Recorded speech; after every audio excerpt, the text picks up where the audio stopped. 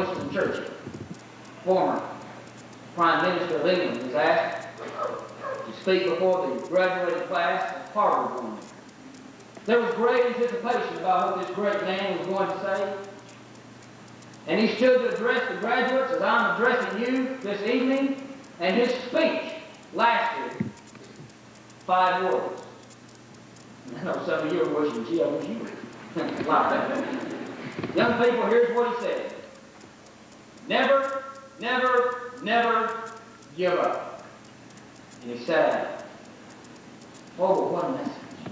A message of determination. Walt Disney built an empire. An empire of success and hard work. His empire is still growing to this day, though he's been dead for several years now.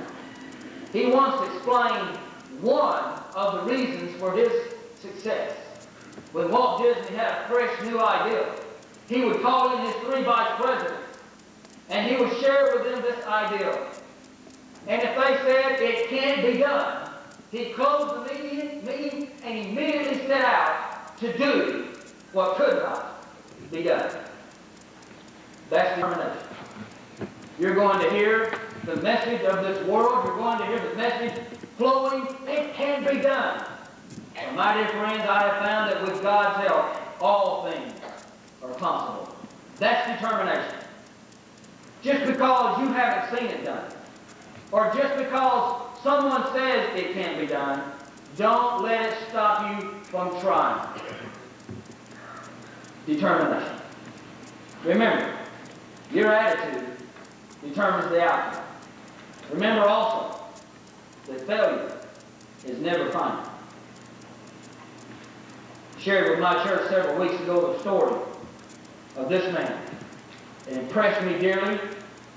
Consider the failures this man had. At the age of 22, his business failed. At the age of 23, he was defeated for the legislature. At the age of 24, his business failed again. At the age of 26, his childhood sweetheart died. At the age of 27, he had a nervous breakdown. At the age of 29, he ran for the Speaker of the House and again was defeated.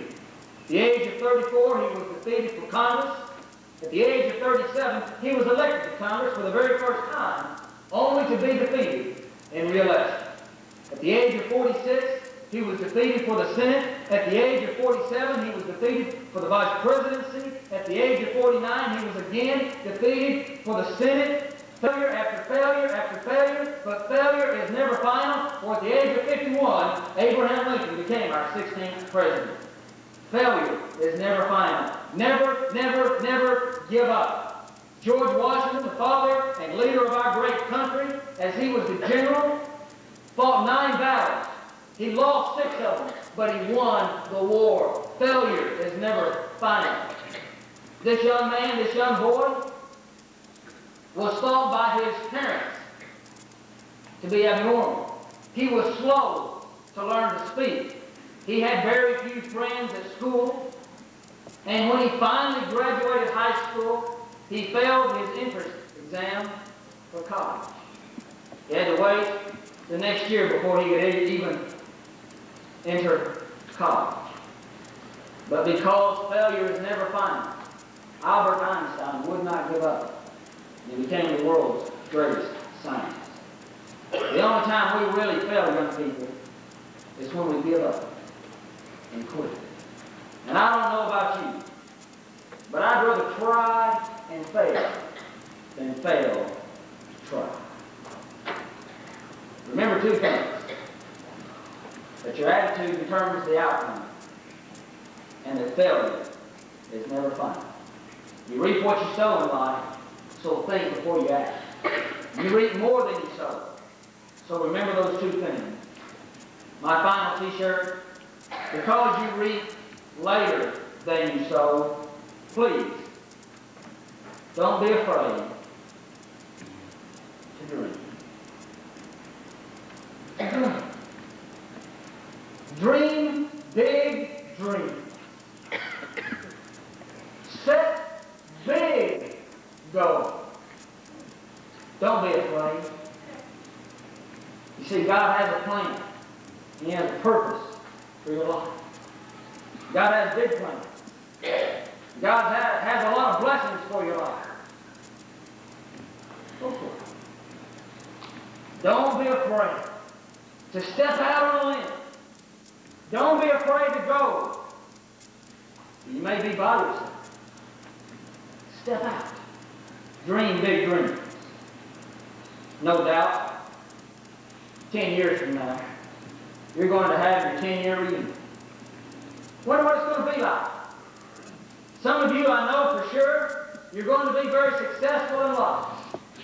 You're going to have a big business, you're going to make a lot of money, you're going to be successful. Some of you may be professional athletes, some of you will have families, some of you by now, after 10 years, will be divorced, and your family situation is not going to be what it ought to be. Where will you be? You come back in 10 years, happy, enjoying life, enjoying God's best for your life. Only you. And only you can write the end of this story. But I grant you this. I promise you. You reap what you sow. You reap more than you sow. And you're going to reap later than you sow. You trust Christ as your Savior. You put God first in your life. Make Him top priority. And I promise you, based on the authority of God's perfect Word, that when you come back 10 years from now, if you'll do that, you'll be successful and happy. And all that life has to offer.